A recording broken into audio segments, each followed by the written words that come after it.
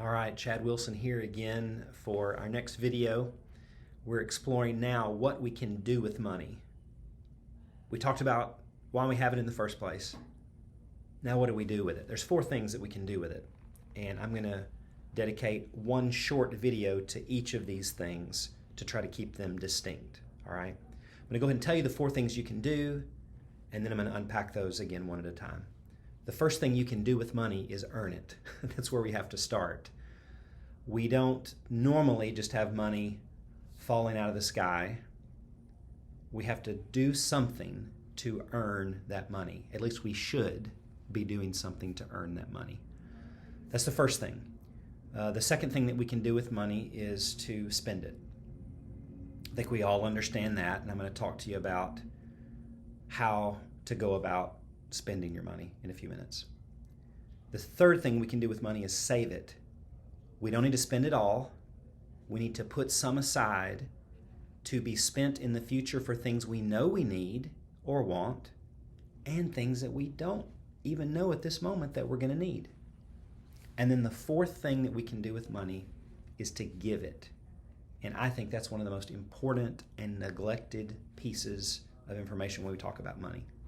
So we're going to talk about all four of those things, but in this video, I want to talk about earning it. All right?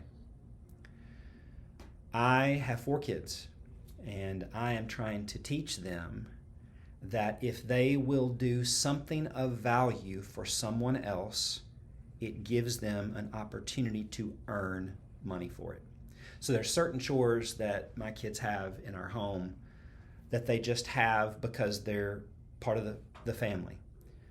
My kids don't get paid money for doing dishes or for picking up after a meal. They are eating that food, and they can put it up and help clean up for it. So not every chore in our household gets compensated. Cleaning up their room, they don't get paid for that because that's something that they need to do. But there are some things that we have identified where we want you to do this on behalf of the family, and if you do it, you can be paid for doing it. So one of those chores is taking out the trash. And so one of the kids has that as their responsibility, and it motivates them to try to keep that trash, the kitchen trash, which is the one that fills up the fastest, outside and in the larger trash can where it goes. So one of my daughters, gets paid to do that.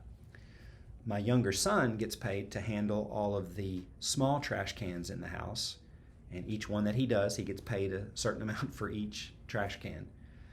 My kids also get paid for doing work outside, so mowing the lawn during the summer, blowing leaves, pulling weeds.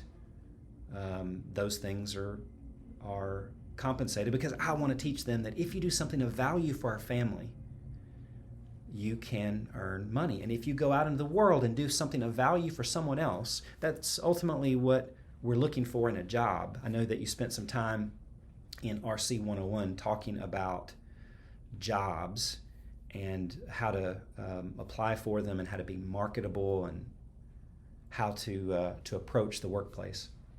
What you're looking for in the workplace is finding somewhere where you can add value to that organization. You can help someone, and you're being compensated in dollars for your time in doing that, okay?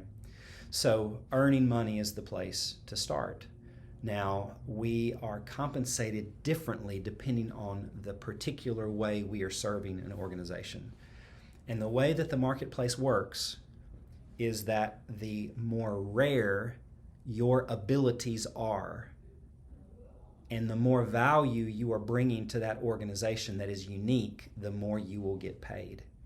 So sometimes we fuss about the kind of money that elite athletes make. We may say, gosh, I can't believe that LeBron James just signed this incredible contract making millions of dollars. Why are we paying him that much? Well, I'll tell you why he makes that much money. Because he is doing something that only a handful of people in the world can do. He is operating at a level of skill that almost no one else has. And his presence for the LA Lakers brings in millions of dollars in value.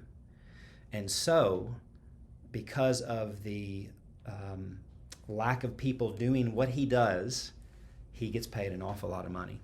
So the more unique your skill is and the more profitable to your company that skill is, that is going to help you earn that money. So as you've already heard in the last episode, I'm sure, or the last course, sharpen your skills, because that makes you able to earn more over time. And try to find companies where those skills are valued and where you're really bringing profitability and potential to that company. The more value you can bring to your company that is measurable, the more likely you are to earn more money. So just an exhortation for you for diligence. That will give you more money to steward, more money to decide what you want to do with it.